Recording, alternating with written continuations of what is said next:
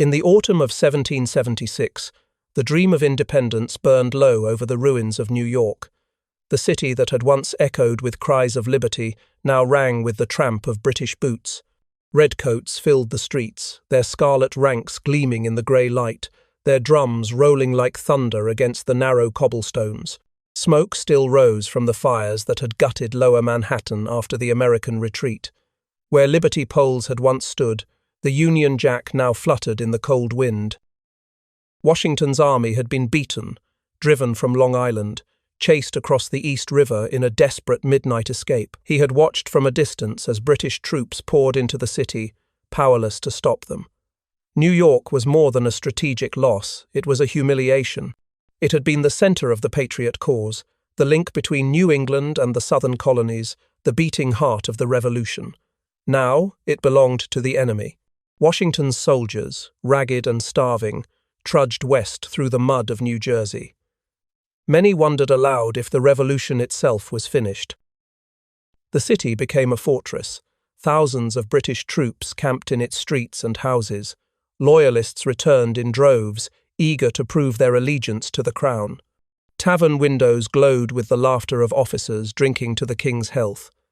The harbour swarmed with warships, their masts a forest of power and warning. And above it all, General William Howe, commander of His Majesty's forces in America, believed the rebellion's back had been broken. He wrote to London that the war would soon be over. But beneath the surface of occupation, something stirred. Not all who bowed their heads to the British did so out of loyalty. Shopkeepers whispered rumours. Clerks copied troop manifests in secret. Couriers rode quietly through the countryside, carrying messages no one else dared to read. The revolution was not dead, it had simply gone underground. Washington, miles away and surrounded by defeat, understood what had to come next. Muskets and cannon had failed him. He would have to fight the British another way, with deception, secrecy, and silence. New York, once the cradle of rebellion, would become its battlefield again, but this time in shadow. It was a city divided between torchlight and darkness, loyalty and fear, truth and betrayal. The British believed they ruled it. Washington knew they merely occupied it. In its alleys and taverns, in the quiet houses along Long Island Sound, the invisible war was already beginning. And before it was over, ordinary men and women would do what armies could not, outthink an empire. By the winter of 1777, George Washington had learned the hardest truth of command. Courage was not enough. He had seen valor crushed under red bayonets, discipline undone by hunger, and the revolution nearly buried in the snows of retreat. Muskets could not match British firepower, and sheer conviction could not feed an army.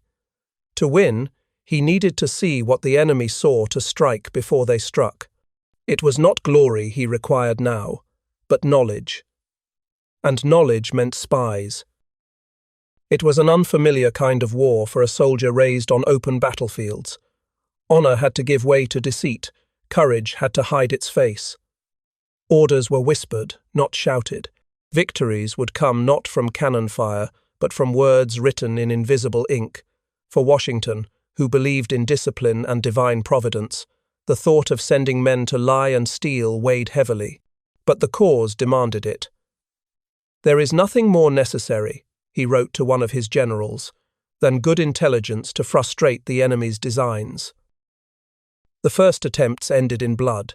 Young men, eager for glory, slipped behind enemy lines and never returned.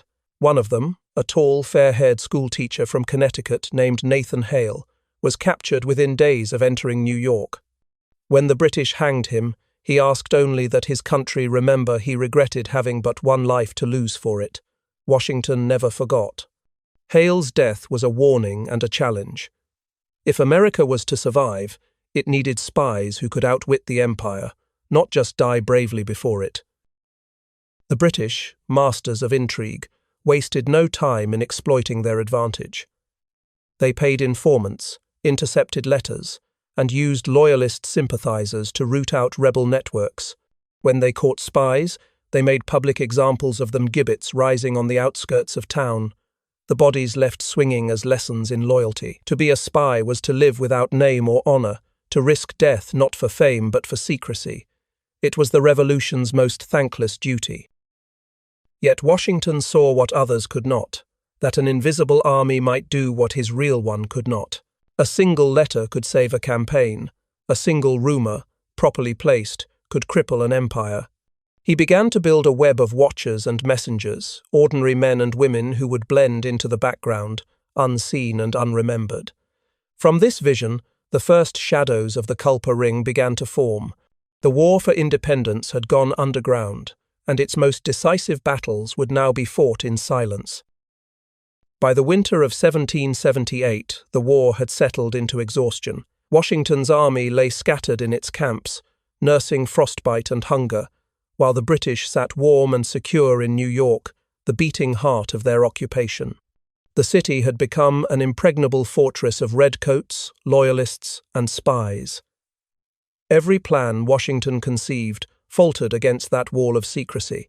He needed eyes inside it, constant, reliable, invisible.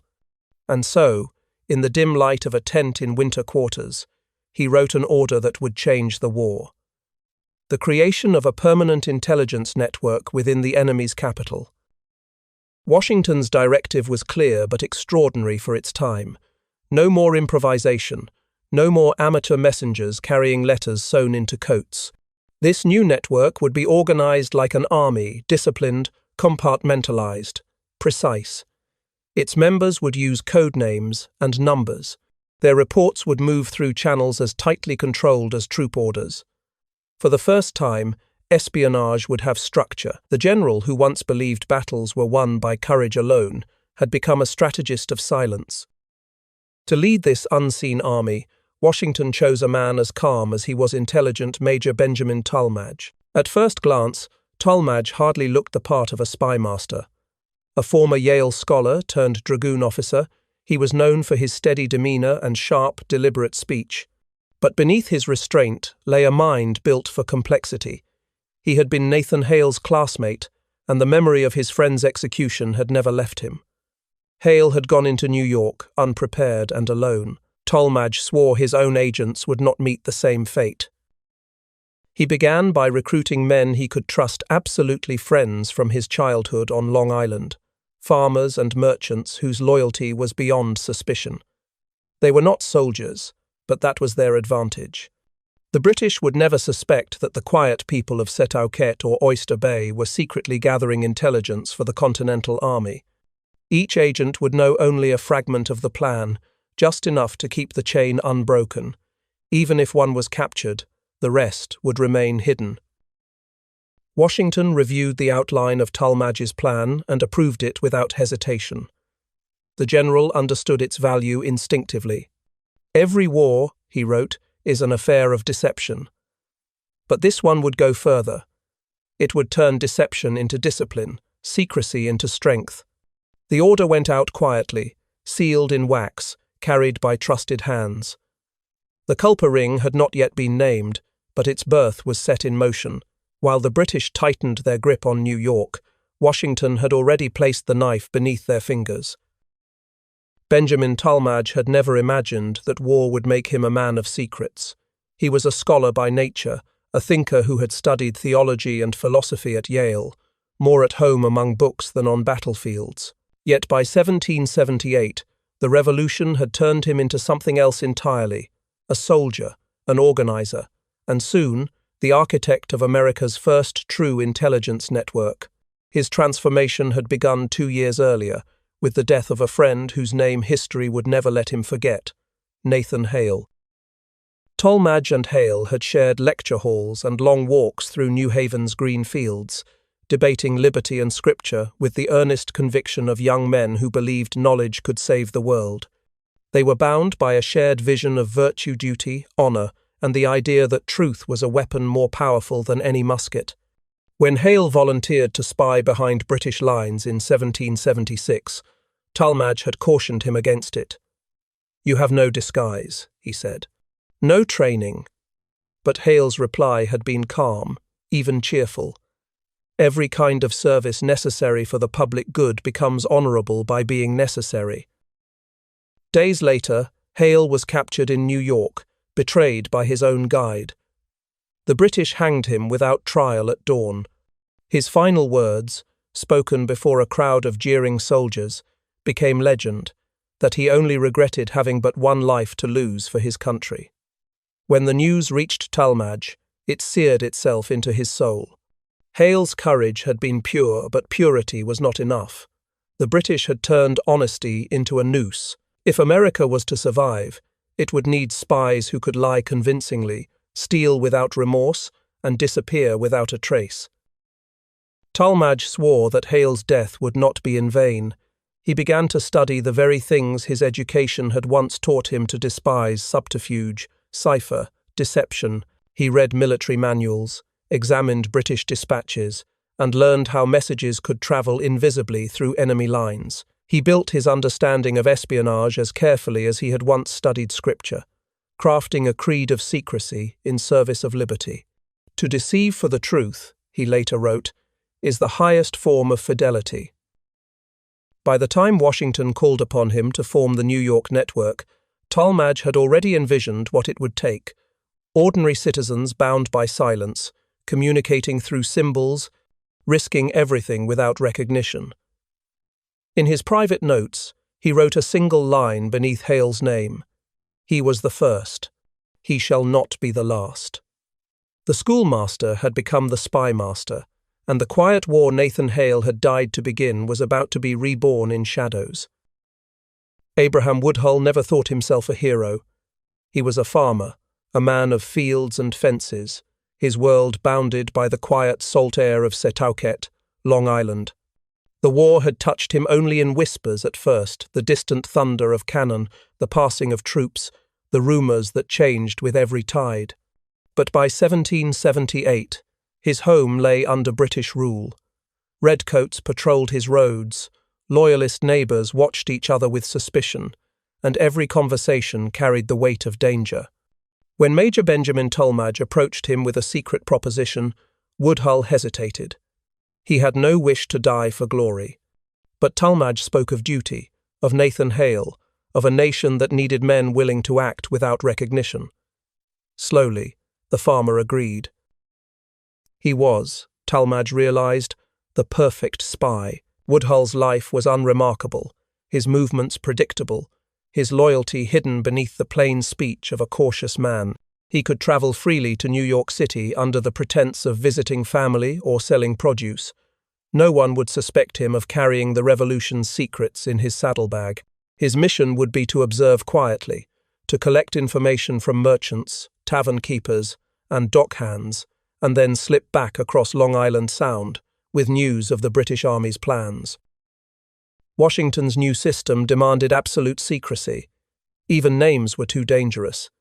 Each operative would carry an alias, and Woodhull was given one drawn from scripture and invention alike: Samuel Culper Sr. The name sounded ordinary, unremarkable, a shadow that could vanish in a crowd. But to Washington, it became a symbol of an invisible rebellion, a man who fought with ink instead of iron, and who would one day save armies without ever lifting a sword. At first, Woodhull was terrified. He wrote his reports in cramped, nervous handwriting, each word a risk. He used codes and invisible ink sent from Washington's hand, learning the language of secrets one line at a time. The journey from Setauket to New York was long and perilous, filled with British checkpoints and watchful eyes. Each time he crossed, he left his family behind, uncertain if he would return. Once, stopped by a British patrol, he barely escaped arrest by feigning outrage at being mistaken for a rebel sympathizer. The role of traitor to the crown became his shield. But with each mission, his fear hardened into resolve. He saw the occupation up close, the arrogance of British officers, the corruption, the cruelty towards civilians, and his purpose deepened. His letters grew confident, precise, professional. Culper Sr. became more than a name. It became an idea. In his quiet defiance, Woodhull embodied the revolution's endurance. Ordinary people fighting an unseen war in the shadows of their own homes. The farmer of Setauket had become the architect of secrecy, and from his courage, the Culper ring would take its name. Robert Townsend was not the kind of man anyone noticed twice. In the bustling heart of British-occupied New York, he kept to himself a polite, soft-spoken merchant selling cloth, coffee, and gossip to soldiers who never thought to question his silence. His shop on Duke Street smelled of tobacco and salt, a place where redcoats came to barter and boast. They talked freely, careless with secrets, certain that the quiet colonial behind the counter was harmless. They were wrong. Townsend listened to every word.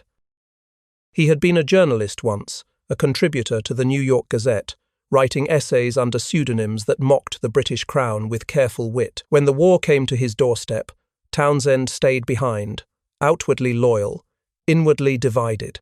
His Quaker upbringing had taught him to avoid violence, but the sight of soldiers marching through his streets made neutrality impossible. When Benjamin Talmadge's agents reached out through coded intermediaries, Townsend agreed to join them, but only under one condition. No one must ever know his name. His alias was chosen with precision: Samuel Culper Jr., the junior counterpart to Woodhull's Culper Sr. It was a lineage of invention, father and son in shadow, one feeding information from the city, the other passing it to Washington's army through the silent waterways of Long Island Sound. Townsend's letters, written in the cramped hand of secrecy, became the lifeblood of the ring. He reported troop movements, naval departures, and the private words of officers drunk on victory. His position in the social whirl of New York, a tradesman with the right connections, made him invisible and invaluable. The shop was his stage. British officers came daily, drawn by conversation as much as by trade. Townsend served them coffee, nodded in agreement, and memorized every careless remark. He kept ledgers that recorded more than sales lists of ships, schedules, regimental gossip, whispers of policy. To the occupiers, he was the model subject. To Washington, he was the eyes of the Republic inside the enemy's citadel. Each week, his words traveled in secret ink to Setauket, hidden in barrels, beneath fabric bolts, or within the folds of a merchant's invoice. But Townsend's caution bordered on obsession. He lived in constant fear of exposure, haunted by the fates of captured spies. Even Talmadge and Washington knew him only by code. He told no one, not even his closest friends, of the life he led between his counter and his conscience. When the war ended, he simply vanished back into anonymity, his true identity buried with his papers. For years, no one knew who Culper Jr. had been, yet every report, every coded word he sent, had helped Washington stay one step ahead of the empire. Behind the polite smile of a New York shopkeeper, the revolution's most vital secrets had found their voice. Austin Rowe was a tavern keeper by trade, a courier by necessity, and a ghost by reputation. He rode the roads of Long Island with the easy confidence of a man who seemed to belong everywhere and to no one. To the British patrols who watched him pass, he was merely a merchant about his business, hauling goods, trading supplies, and delivering messages of no consequence. But hidden within his saddlebags were letters written in invisible ink, sealed in false bottoms, or tucked into the stitching of his clothes. Each journey carried the lifeblood of Washington's army and the risk of a hangman's rope. Rowe's rides linked the broken fragments of the Culper ring together. From Robert Townsend's shop in New York to Abraham Woodhull's farmhouse in Setauket, he carried reports across a landscape alive with danger. British soldiers patrolled every crossroads. Loyalist spies watched every ferry. The trip could take 3 days if the roads were clear, a week if the weather turned or suspicion followed too closely. Rowe travelled by night when he could, his horse's hooves muffled by rags, his lantern shaded, each creak of leather loud in the silence. To the British, he was a useful tradesman, one who supplied taverns with goods from the city. He played the role perfectly, chatting with soldiers, drinking with officers, his laughter easy, his eyes careful. Inside his barrels of rum and flour, coded letters rested safe beneath false lids. Sometimes, messages were hidden in the buttons of his coat, rolled so small they looked like threads. Once, when he feared search, he burned a dispatch mid-ride, memorizing its contents and rewriting it from memory once he reached Setauket. It was men like Rowe who made the network possible. Without him, Woodhull's and Townsend's words would have died on the page, trapped in occupied New York. Every message he carried had to survive the checkpoints, the suspicion, and the weight of a single mistake. He never signed a report, never left a trace, never asked for payment. He rode because the cause demanded it, because Washington's war depended on men who could vanish into the ordinary. When the Ring's reports reached Washington's hands, they bore no names, only numbers and aliases. But somewhere in those coded pages lay the echo of Roe's hoofbeats, the steady rhythm of one man defying an empire with nothing but speed, nerve, and silence. In a war of generals and soldiers, he was something else entirely, a messenger of shadows, delivering victory disguised as routine trade. In a war fought with muskets and bayonets, George Washington's most powerful weapon was a bottle of ink no one could see. It was a pale liquid, stored in glass vials and disguised as medicine, yet it changed the course of the Revolution. They called it sympathetic stain, a chemical compound created by James J., a patriot scientist and brother to John J. When applied to paper with a quill, it left no trace until the right reagent revealed it in faint, ghostly script. Between the lines of ordinary letters, Washington's spies began writing the invisible sentences that would guide armies. To read them, one needed both chemicals, each as secret as a cipher. Washington guarded the formula like a crown jewel, sending it only to his most trusted officers. "It will be the means of conveying intelligence without the possibility of discovery," he wrote. To the untrained eye, a page from the Culper ring might appear to contain nothing more than a mundane discussion of grain prices or cloth shipments, but under the right conditions, lines of fire and fleet movements shimmered into view. It was science turned to subversion. The invisible ink was only the beginning. Talmadge and his agents developed an entire coded language to protect their correspondence. Every word of importance had a number, every name a disguise. Washington was 711, New York was 727. Abraham Woodhull became Samuel Culper Sr. and Robert Townsend Culper Jr. Even the word money was masked, replaced by culp, short for culprit, a private joke in a deadly serious game. The codebook itself was a masterpiece of simplicity and genius, small enough to hide in a coat pocket, detailed enough to rewrite reality. Sometimes, the messages were layered twice ordinary letters written in friendly tones about shipments or family matters, concealing invisible ink beneath, which itself contained coded words. A letter from a loyal merchant might read, "The crops are fair this season." But between the lines were instructions for intercepting British supply ships off Long Island Sound. The brilliance of the system lay in its ordinariness. It turned the language of everyday life into the speech of revolution. To the men and women who risked their lives carrying those letters, the act of writing became an act of faith.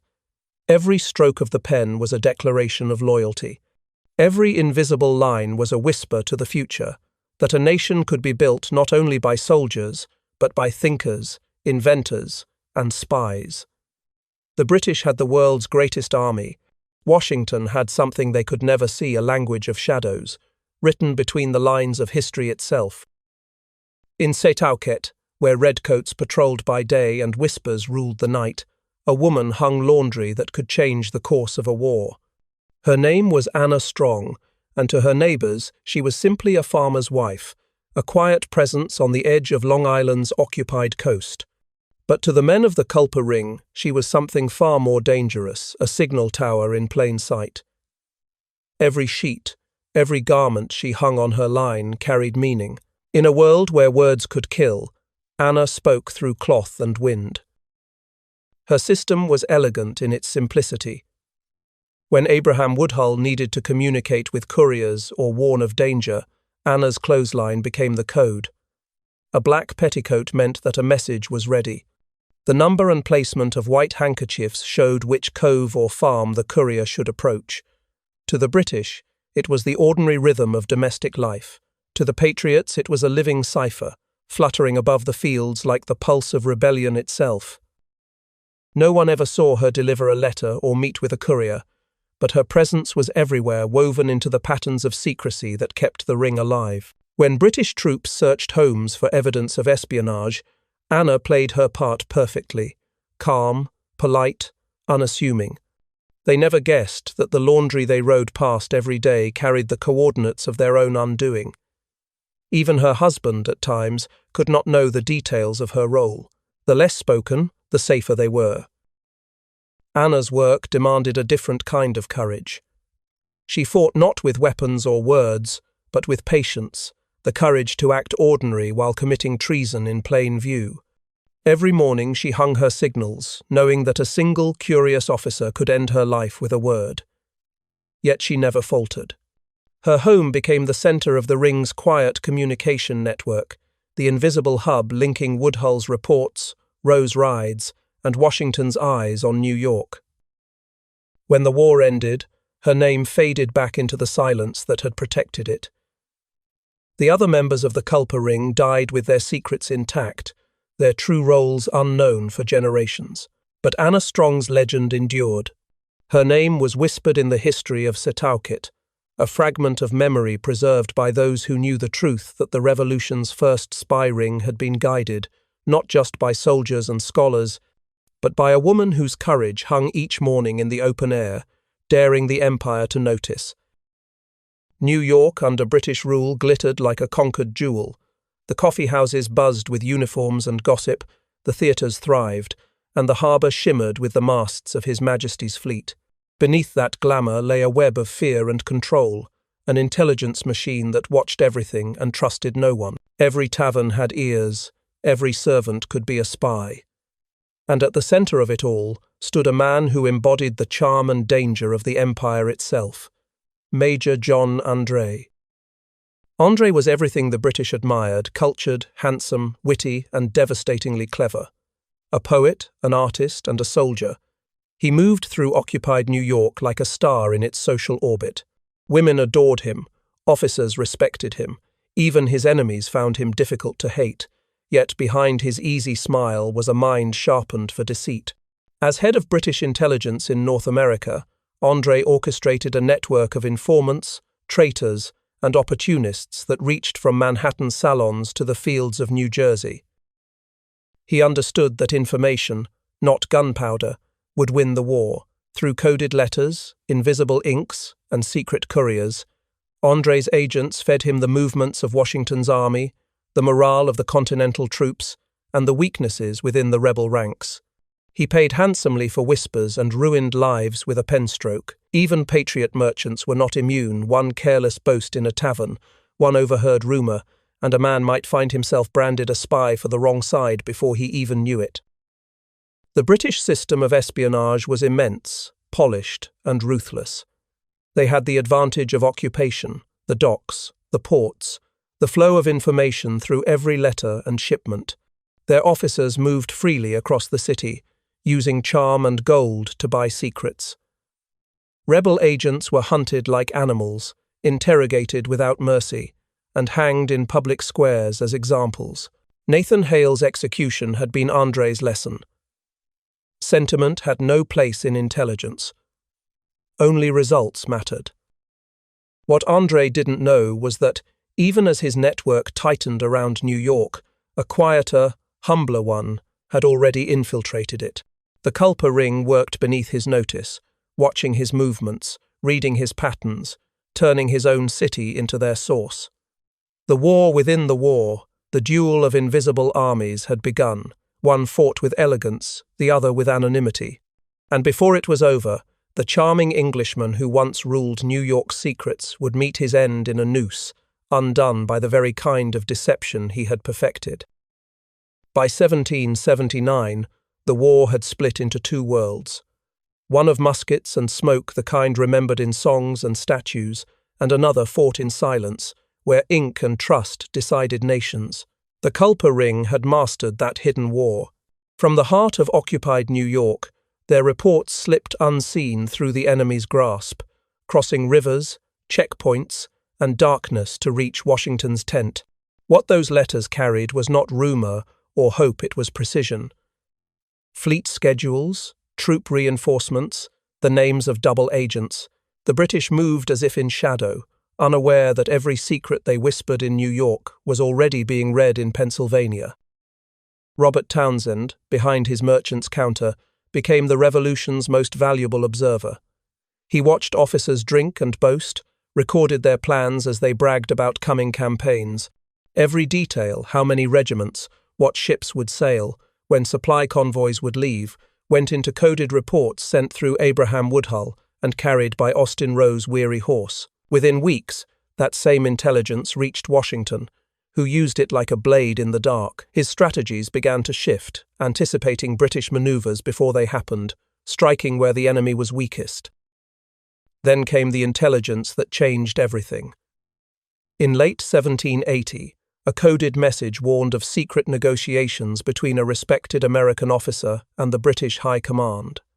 The name was not written, but the implications were clear: betrayal from within the Revolution's highest ranks. Washington's heart sank. The traitor was General Benedict Arnold. It was the Culper ring's information confirmed through whispers and patterns that allowed Washington to tighten the net before the plot could succeed. André's later capture with incriminating papers sealed Arnold's fate, and the spy duel reached its cruel climax. For Washington, victory no longer came with cannons or bayonets, but with foresight.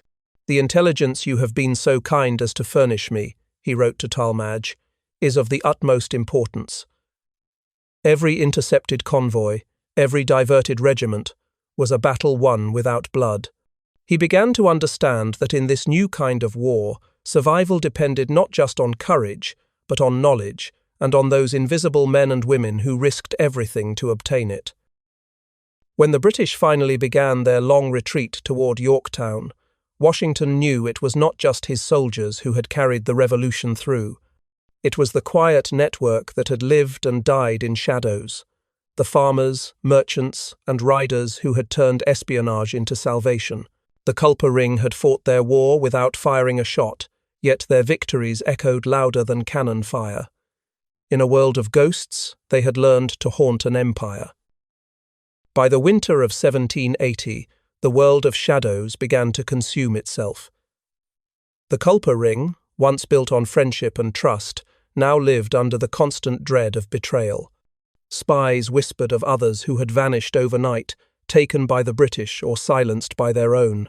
Couriers disappeared between towns, their bodies found weeks later by the roadside, pockets turned inside out, messages gone. Every face became a question, every silence felt like a trap.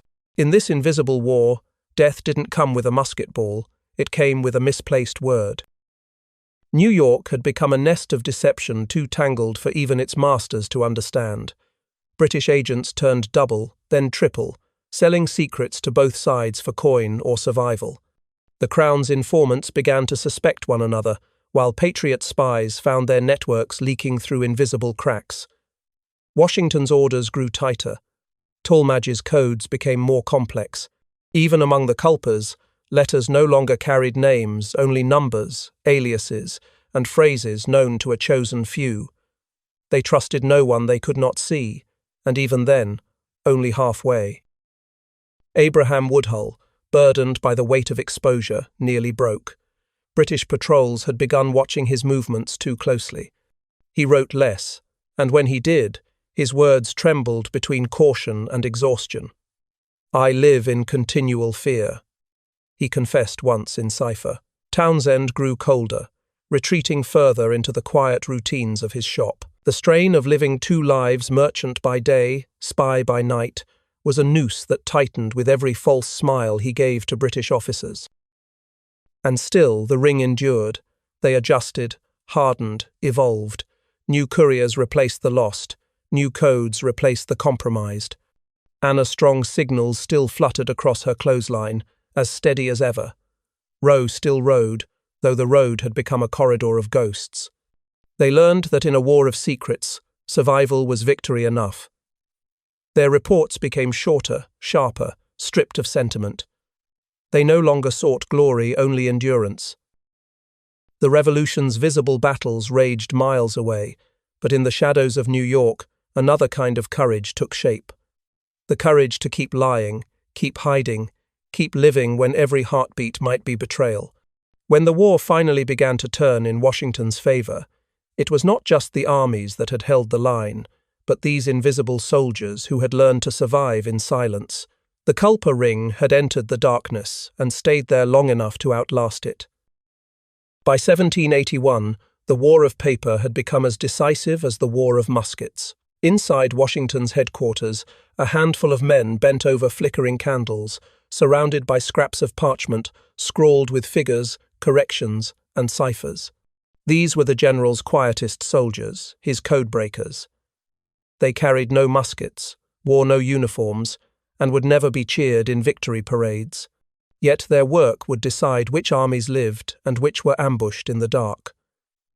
In a world where one intercepted letter could destroy a campaign, they fought not with steel, but with secrecy. Washington had learned through bitter experience that invisible ink and aliases were no longer enough. The British had grown sharper, their own codebreakers relentless. Messages now had to survive capture, interrogation, even betrayal. And so Benjamin Tolmage devised the Culper Code Book, a system that would turn every person, place, and idea into numbers. It was not just a cipher. It was a new language, one built to withstand the weight of empire. The book contained 763 entries. Each word, each concept had its own number. Attack became 38. New York was 727.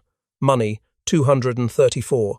Even Washington himself disappeared into the anonymity of digits 711, the commander behind a veil of arithmetic. It was a map of revolution written in code, allowing men like Townsend and Woodhull to communicate across enemy lines without ever writing a single incriminating word. A captured letter might seem harmless, a dry report on trade or weather, but to those with the key, it told the movements of fleets and the hearts of men. Messages became puzzles nested within puzzles. Numbers were written backward, mixed with random digits, scattered in ordinary letters that spoke of crops and cloth. Washington's cryptographers spent sleepless nights decoding reports, each breakthrough a small salvation. Every word they unlocked could mean a battle avoided, a trap uncovered, a life spared. The general himself once wrote, "The advantage of intelligence properly digested is inconceivable." He was no longer merely a commander of armies, he had become a commander of shadows. The Culper Code Book outlived the war that created it.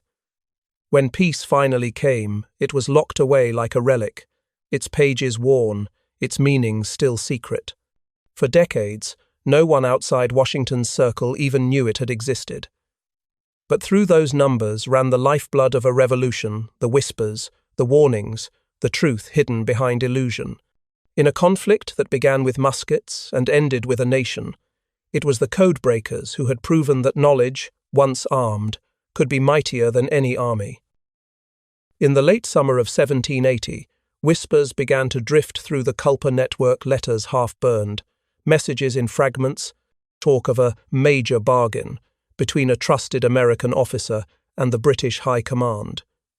At first, no one dared believe it. The very idea was too monstrous. But as Tolmage pieced the fragments together, a pattern emerged, dates that matched British fleet movements, numbers that pointed toward the Hudson, and a name that appeared too often to be chance: West Point. The fortress that guarded the river, the linchpin of Washington's defense, was being sold. Abraham Woodhull's reports grew tense, almost frantic.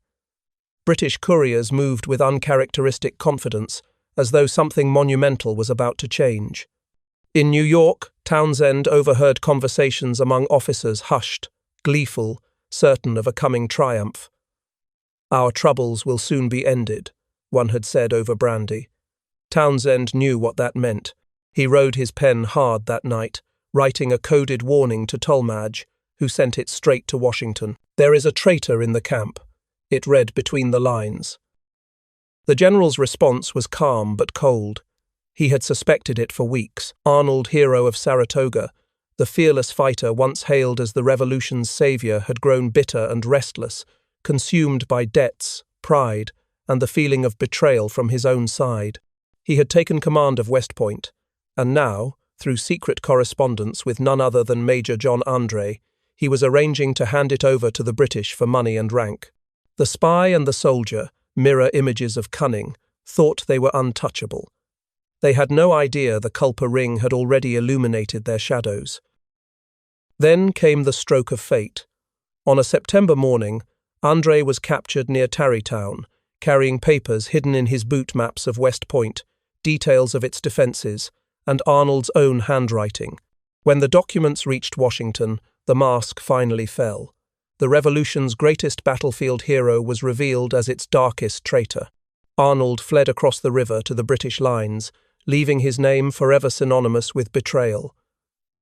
Andre, dignified even in defeat, faced the gallows as a spy. His death marked the triumph of the very intelligence war he had once commanded. For the Culper ring, it was vindication and heartbreak. Their work had saved the Revolution, but at a terrible cost. The revelation cut Washington deeply. "Whom can we trust now?" he murmured upon reading the evidence. It was the ultimate proof of how fragile loyalty could be in a war fought by shadows. Yet, from that darkness came deliverance. The fortress was safe, the plot destroyed, the revolution preserved. The Culper spies vanished back into anonymity. Having done what armies could not, they had unmasked treason itself. By 1781, the guns thundered less often, but the war of whispers never ceased. The Culper ring still moved unseen through New York and Long Island, their coded reports flowing like an underground river. They had survived every purge, every betrayal, every brush with exposure. The British scoured the city for the phantom network that had ruined their plans, yet they never found a single name. It was victory by silence, earned not in glory, but in the art of never being caught. Robert Townsend kept his post behind the counter of his shop, selling tea and fabric to the very officers whose secrets he carried. His face revealed nothing. His pen revealed everything. Abraham Woodhull stayed in Setauket, the farmer no one thought to question, still writing his careful lines in invisible ink. Anna Strong's clothesline still fluttered on the breeze, the code that had outlived suspicion. Austin Rowe still rode the roads between them, unarmed and unstoppable. None of them spoke of what they had done. None of them would, not even after peace returned. Washington's gratitude came quietly, written in his own careful hand. "You have rendered services that cannot be too highly appreciated," he wrote to Talmadge, but he never revealed their names, not even in private letters. To protect them was to honor them. They had given him sight in a world of darkness, and in return, he gave them the one gift they valued most: anonymity. When the British finally evacuated New York in November 1783, the ring simply dissolved back into the lives they had left behind. Townsend faded into his business, Woodhull back to his farm, Rowe to his tavern, Anna Strong to her home. They lived without medals or monuments, carrying the weight of their secret triumph in silence. No one in their towns guessed that these quiet people had saved a nation before it was even born. The British archives held no trace of them. No confession, no captured codebook, no name betrayed. The empire that once ruled the world had been beaten by ghosts who never showed their faces. When historians finally uncovered their existence centuries later, it felt less like discovery than resurrection. For in that long silence lay the proof of their genius and their victory. They had outlasted the empire's armies, its prisons, its gallows, and its memory. The revolution had many heroes, but none so patient, so invisible, or so indispensable as Washington's secret army, the spies who won their war by saying nothing at all. When the Treaty of Paris was signed in 1783, the cannons finally fell silent. Bells rang in Philadelphia, fireworks burst over Boston, and in the streets of New York, the last Redcoats marched to their ships. The war that had begun with muskets and hope was over. But for the men and women of the Culper ring, there were no parades, no cheers, no songs. Their victory was not meant for celebration. It was meant to disappear.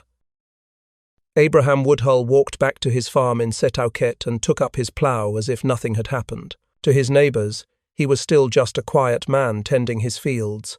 Only he knew that the same hands that turned the soil had once written the codes that turned the war. Robert Townsend returned to his shop in New York, surrounded once more by ledgers and the dull hum of trade.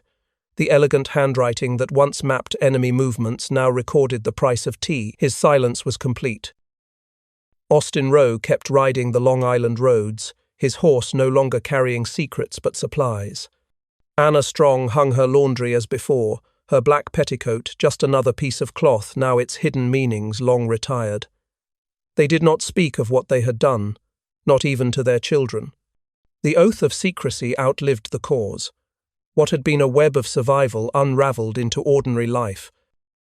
Talmadge alone kept a record, a few letters, a few hints, and even he never wrote the full truth. Washington had forbidden it. The general understood better than anyone that their greatest achievement was not the information they gathered, but the fact that they had never been caught. The services of those invisible hands, he once said, will never be known in full. He meant it as praise and an elegy. Years later, when the new nation celebrated its heroes, its generals, its founders, its battles, no one remembered the invisible ones. But their work had already shaped everything that followed. They had built the first American intelligence network, the blueprint for every secret operation that would come after. The British had fought an army they could see. Washington had won with one they never did. And though the world moved on, the truth remained, buried beneath the quiet lives of those who had once saved a country by vanishing into its shadows. Nearly half a century after independence, a dusty packet of letters was found in an attic, faded ink, cryptic numbers, names that meant nothing to the living. They were relics from a forgotten war, written in code that only the dead could read. But as scholars pored over them, a story began to emerge of couriers and ciphers, of invisible ink and invisible men. The Culper ring, long vanished into myth, was real. Its members had walked among farmers and merchants, had spoken in plain words that hid revolutions. America's first intelligence service had been reborn in ink. The discovery was not just historical, it was moral. It revealed that the revolution's victory had not come solely from muskets, marches, or the roar of artillery. It had been fought, too, in whispers and deception, by people who never saw their names engraved on medals or monuments. They had risked everything for a republic that would never know them. Their courage had not been measured in charges across open fields, but in the steady calm of hands writing secrets between the lines. Historians uncovered Washington's coded directives, Talmadge's cipher book, Townsend's reports from New York. The web of secrecy that had once kept them alive now astonished the world. The Culper ring had anticipated modern espionage by generations using tradecraft, compartmentalization, and encryption long before such words existed. What they built in barns and taverns would one day shape the intelligence networks of every nation that followed. The Republic had been founded not just on ideals, but on information. And at its heart was Washington himself, no longer the image of marble stillness, but a man of patience, intellect, and restraint. He had waged a war of shadows while commanding an army of ghosts. His victory was not only to defeat the empire, but to outthink it. "There is nothing more necessary than good intelligence," he once wrote, "and nothing that requires greater pains to obtain." The Culper ring had proven those words in every hidden act. The revolution's final triumph was not a single battle or treaty, it was endurance. It was the unseen network that survived long enough to see the flag endure. The rifles have long since rusted, but the ink remains, its secrets now read in daylight. America was not only won by those who fought in the open, but by those who risked everything to remain unseen. Their silence built a republic. Their courage taught it how to survive.